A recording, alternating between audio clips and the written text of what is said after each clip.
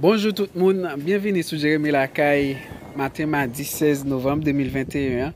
Nous prenons la rue Jérémy, nous retournons encore pour nous faire vivre comment figure la rue à lever. Nous avons quelques jours, nous pas prendre la rue, mais matin, nous décidé prendre la rue à Jérémy Lacaille pour le faire vivre comment ville la lever, comment la rue est.